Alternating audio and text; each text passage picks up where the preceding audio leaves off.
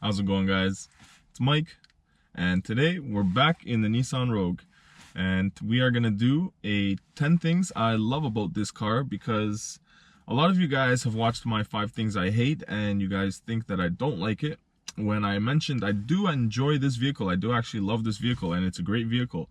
I have it as a lease. It is a company vehicle, so I will have it for quite a bit.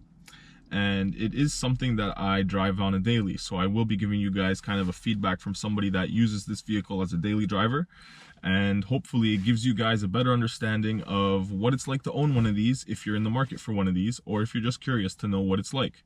So without further ado, let's go for a drive. I will give you guys my 10 things I love about this 2021 Nissan Rogue SV. So going for a ride in the new 2021 Nissan Rogue SV.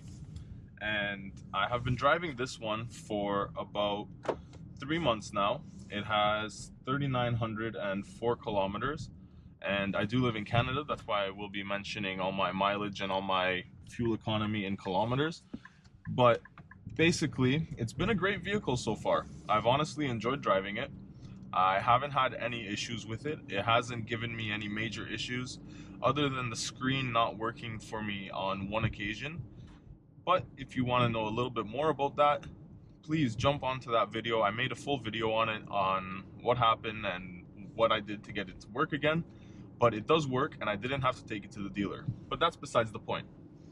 Now, the first thing that I will mention that I like about this Nissan Rogue is the smooth acceleration and braking. Now, I know it's a new vehicle, but I've had many new vehicles in my lifetime, and this one is actually very good. It's quite smooth, it's quite refined. You don't feel it being jerky, and I'm not talking about the shifts. This has nothing to do with the transmission. It's more to do with the power delivery and the way that it handles itself going around a corner, or it brakes. It doesn't actually dip down. The nose doesn't dip down. You don't have as much body roll. It has a good suspension for the weight of the vehicle. It takes it very well. You don't get a lot of body roll, you don't get a lot of suspension travel when you're braking, and it just it gives you a nice smooth ride when you're accelerating and when you're braking. The second thing I'll mention is it actually has quite a lot of room for passengers and for the driver as well. Now, I'm 6'1", and I'm quite comfortable. I don't have to move the seat all the way back. I don't have it that far forward. I would say it's at a good distance for myself. I still have ample leg room. I still can sit back, and if I really want, I can lean back. And there's plenty of room behind me to move the seat further back as well. There's plenty of room for the passengers. If I bring with me 4 adults, then there's more than enough room to sit 3 people in the back and 1 passenger here. And 5 people can comfortably drive in this thing. And honestly, it's not a bad vehicle to be in. I've been in many sedans that are much more cramped, and this being around the same kind of price range as an entry-level sedan or a mid-size sedan, this has great room. My third point that I will mention is the suspension. It ties in with the good acceleration and the good braking. The suspension is actually very good. Now, you will have instances where you do feel a lot of road vibration, but that's because most of the time the suspension is tuned a little bit stiffer than you need it for when you load it with cargo and when you load it with people. I usually drive around by myself, and I don't have anybody in here with me, and I don't have a lot of stuff in the trunk. So it does ride a little bit stiffer than probably it would with some more weight in the vehicle. But that being said, it still drives great. I don't have any issues. I don't really have any kind of drivability issues. And like I was mentioning, it doesn't have a lot of body roll. It doesn't have a lot of dip down when you're braking, and it just gives you a nice confident feeling. It really inspires confidence when you're driving, and I would definitely say that it has a good suspension.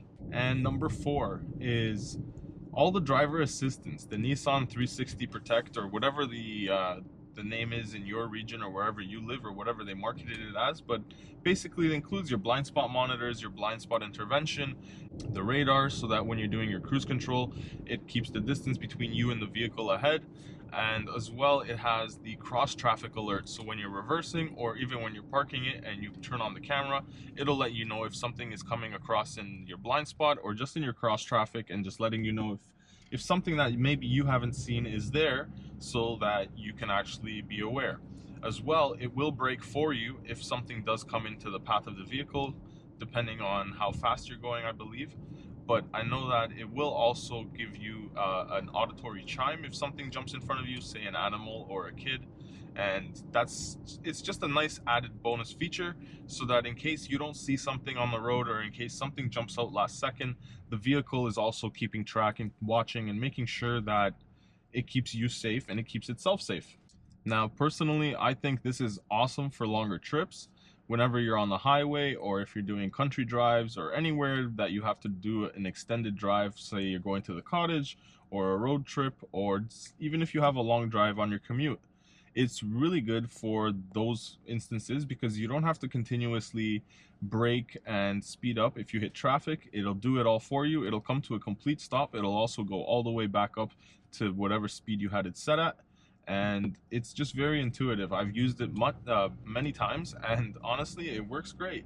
It has a little bit of flaws here and there, but that's why you have to stay aware, and it doesn't completely take over for you. Even though it does keep you in the lanes and it does the distance tracking, it doesn't drive for you. You have to make sure you're still there, because it's not perfect. Say you hit a construction area or a place that doesn't have perfect lane markings, or whatever the case may be, it doesn't always catch everything as it should. And maybe, I would say 80% of the time it's great, but the rest of the time you still need to be aware and you still need to catch it.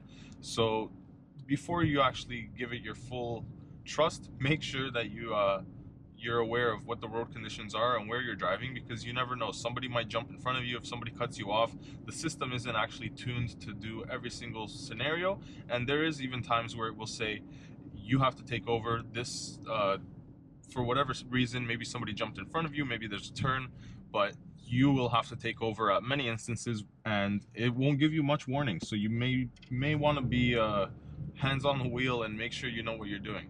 That being said, it does give you an auditory and a sensory. I think it'll vibrate the wheel if you're not actually moving the wheel, and it thinks that you're falling asleep if you're not aware or you're not awake. And that's a good thing, because it makes sure that even though it's taking care of keeping you in the lanes, it's making sure you're constantly there and you're aware and you're taking part in driving, and you're not letting the system just take over. Now, the next thing that I really enjoy, or I love about this vehicle, is the Nissan Connect system. And honestly, it works great. If you don't know what I'm talking about, it is an app that you download on your phone or on your tablet or whatever device you choose. And basically what it gives you is the ability to lock, unlock, start your vehicle, turn on your lights, as well as locate your vehicle, send a guidance map. So wherever you want to go, you can put in the route. Before you even get to the vehicle, you can throw it in there, and when you get to your Nissan, it's already ready for you, loaded up, and you can go and you can just start driving your route. You don't have to play with the maps on your phone, and you don't have to really mess with anything. You can just hop in and go. It also gives you a few other features. If you have the vehicle as a family vehicle and you're giving it to your children or to your younger teenagers or whatever the case may be, and you don't want them to go over a certain speed, or you don't want them to go past a certain distance, you can set the vehicle to give you alerts. And when the vehicle reaches a certain speed, or when the vehicle goes outside of a certain perimeter, it'll give you that alert, and it'll let you know through a notification on your phone or whatever device you choose, and it'll give you that security of knowing where your vehicle is at all times and what's happening with your vehicle. It's also great for going shopping if you're going to shopping malls. I know that right now during COVID, not too many people are going shopping, but even with the ability to go and park your vehicle anywhere and see on the map where the vehicle is. This helps a lot of times. Say you're parking it at an airport or a shopping mall or somewhere unfamiliar, and you have to leave the vehicle for an extended period of time. You come back, you may not remember exactly which row or which street or which section you parked in. Having that little bit of extra help is always nice. Now, here in Canada, where I live, in Ontario, we get about 6 months free with our new vehicles, with our new Nissans. I don't know what they include for you guys, but do find out from your dealers, because it is a great service and it is very nice to use. I use it all the time because, like I mentioned in a couple of my previous videos, my key fob doesn't always work to start the vehicle, but the Nissan Connect app will start your vehicle from anywhere in the world, because the Nissan has its own Wi-Fi and its own internet. So basically, your phone will go and send the signal to the server that you want to start your vehicle, and it'll then send it to your Nissan. So your Nissan doesn't have to be close by you, it doesn't have to be within a certain distance or a perimeter, as long as you actually have the app on your phone and the Nissan is not in an underground garage, somewhere where it can get connection itself, you should be good to go. And number six is the layout of everything in here. I honestly love the layout of everything as a driver. Everything is very easy in reach. Everything is very nice, intuitive. There's buttons for everything. If I want to use my heat, my AC, my heated seats, my heated steering wheel, there's a button for everything. The only thing that you have to really use the screen for is if you want to use your radio or if you want to use your nav. And other than that, everything else has a button, which is nice. Even on your steering wheel, for everything, it's a button. It's not touch buttons, and I really enjoy that. Everything is also very easy to read, easy to understand, and easy to grasp. So anybody can hop in here, quickly look at the buttons, see what they do, and you don't really need a whole instruction manual on how to operate this thing. And I would say that it has a good driver focus in here with the layout. Everything is within fingertips reach, from your drive mode selector to your shifter. You've got all your cruise control as well as all of your Nissan 360 protection. Right here you can click all your different buttons for your phone as well as for your voice activated assistant. If you have that through your phone, whether it be your Android phone or your Apple phone, you have that button right on the steering wheel, so you don't have to fiddle with things, you don't have to look for things. Everything that you need would be right there, from your radio controls to your cruise control to your phone controls. It's all within reach and you don't have to look for things. And I really enjoy that because I drive this thing a lot and I'm in here pretty much all day long driving from customer to customer, and I find that this thing is very driver focused. I find everything very easy within reach, and I'm never fiddling with things, looking for things and wondering where that control is. And number 7, honestly, the amount of things and features that they pack into this thing for the trim level and for the price is ridiculous, and it really surprised me. The amount of features that you get for $31,000. This is the SV model, so it's not the highest trim level. It's something that most people would be looking at, or most people would be looking at getting into. And it's got heated seats, heated steering wheel. You've got a panoramic sunroof. You've got leather trimmed steering wheel. You also get your USB-C and USB-A chargers in the front and in the back. You have vents in the back. And I believe if you move up to the SV all-wheel drive model, you will even get heated seats in the back. And I believe then there's an option for leather at that point too. But with the amount of things they pack in here for the money, it's ridiculous. You get so many different features and you get a lot of actual value for your money. The way the vehicle drives and the way that the vehicle is appointed with all the leather trimming on the dashboard here to the steering wheel, or even on the sides of the doors here, it makes you really feel like you're driving a higher end vehicle than what you're getting, because it's still an entry-level car. It's not a luxury vehicle, but you get a lot of very nice trims and you get a lot of very nice surfaces and things to just look at and touch in here for the price as well as the features. And I'm really surprised at the amount of things they packed in here for the price. And I think that's great, because not a lot of manufacturers are packing in so many features and so much value for your money. So you really get a great vehicle with a lot of features that you would be paying a lot more for in comparable vehicles from other manufacturers, I should say. Number 8 on my list of the 10 things that I love about this Nissan is the quiet ride. And honestly, maybe it doesn't actually show on camera or translate well on camera or on video, because the camera is actually suctioned cupped to the window or to the windshield or to the sunroof in most instances. So it's a lot harder for me to actually get good audio in here.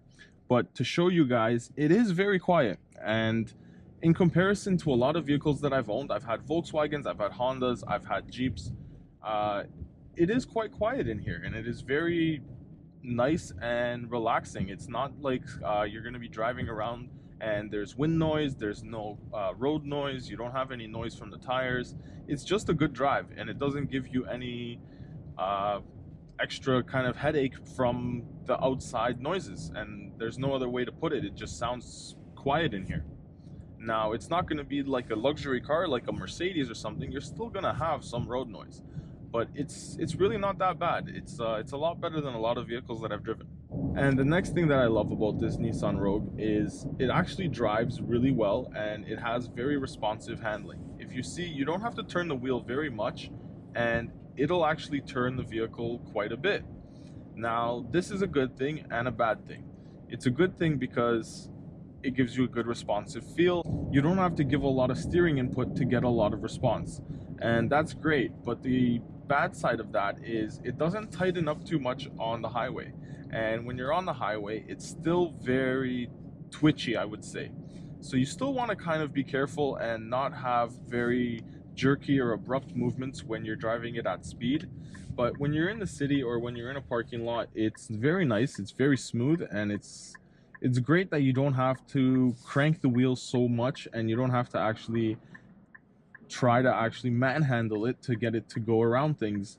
And number 10 is the overall size of the vehicle. When you're driving it and when you're in it, it honestly feels like it's a lot bigger than it is, and that's because of the amount of space that they give you in here. Now, when you're actually parking it and when it actually comes time to fit it in things, or fit it in places, like say you want to get it into a garage or you want to get it into a parallel parking spot, it's actually very easy. And I'll let you guys see right now. I'll parallel park it, and I don't know how well you guys can see on the camera here, but it's actually quite small. I'm here next to a Sprinter van, and we're probably only about 75% of the length, and it's not an extended, it's just a regular Sprinter van. And you can see here on the camera, it's quite a small vehicle, and the amount of information you get on the camera is actually great. You get to see quite a lot, and with that 360 view, you get to park very easily. You get to also see your curbside. You also get to see the front when you're not in reverse, so that's very nice for when you're getting into a parking spot that has a little bit of a tighter entrance, or even if you're parking up against something and you want to get nice and close, you have that ability to use the front camera for that feature, for that reason. You can also turn on the rear camera when you have it in reverse. When you press the camera button and it's not in reverse, it'll default to the front camera. Then you press it again, it'll go to the front and the side camera, and then you press it again and it's just the front camera. And I love having that camera system, but honestly, this vehicle is so small that you don't need it. It really fits everywhere that you would want it to fit. It's very easy to get into parking spaces, into garages, no matter where you need to park it. As you saw, I just parallel parked it right here quite easily. It fits almost anywhere you want it to without having too much effort. So that's pretty much my list of the 10 things that I love about my Nissan Rogue. And this is just basically for me driving it for the first 3 months, what I've noticed and what I enjoy the most about this vehicle. And it's honestly a great vehicle. If you haven't test driven one, go out and try it. I'm really surprised. I would have never gone out myself to buy a Nissan. I'll tell you straight up, I've never looked at them. I've never thought about buying one. But after getting one as a company vehicle and driving it now, I'm thinking a lot different about Nissan, and they're honestly great vehicles. They drive well, and I honestly think that I would take a second look because they make some really good vehicles. And like I said, they pack a lot of features in for the money. They drive great. They have good features. They have good acceleration. They have good suspension. And honestly, for now, it is really great. And I'll let you guys know how it is in the long run. I'll keep updating you. I'll give you guys like a 6-month review, a 1-year review. And I think I'll have this thing for about 3 years. So I'll give you guys the full review once I've actually been driving it for a while. And any issues that come up, like when the screen happened, I gave you guys the update on that. So if there's anything else you guys want to know about this, please drop me a line in the comment section. I'm happy to answer your questions. I'm happy to just give you guys more feedback and let you know what it's like driving it. And definitely, if you enjoyed this video or you found it helpful, drop me a like, drop me a line in the comment section. Let me know what you enjoyed and help me make you guys some better videos, because I want to get good content out for you guys to enjoy and something that's actually useful to you, so that you can go out there, make an informed decision, buy the vehicle that you want, and know what you're getting into before you go out there and before the salesman tries to feed you a few lines to get you to buy the vehicle. Because trust me, I know I'm a salesman, I don't sell cars. People will tell you different things to get you to buy something, and it's not always the right thing depending on who you're talking to. If you catch an dishonest salesperson, then it's not going to be a good time. So trust me, I know from experience, I know a lot of people that will tell you the wrong thing just to get the sale. So hopefully I can give you guys some real truthful information, because I don't make any money, I don't work for Nissan, I don't gain anything by telling you guys this thing is great. If it was a piece of shit, I would tell you it's a piece of shit and I would make that video. But it's actually a good vehicle, it's actually a very quality made vehicle, and like I said, I'm looking at Nissan a lot different, and I think that they're great vehicles. And if you guys are in the market for one, go check it out, go test drive one, and let me know what else you guys want to know, because I'm happy to answer those questions for you. So I think that's about gonna wrap it up for today's video, guys. Honestly, thank you guys for joining me. If you're still here, thank you guys for sticking around, and hopefully I will catch you guys in the next one. So if you guys haven't yet, jump down there, hit that subscribe button, because I'm gonna make tons more videos, hopefully something that can be helpful and useful to you. So until then, guys, ride safe out there. Peace. And the next thing that I love about this Nissan Rogue SV is it actually drives almost like a vehicle. Like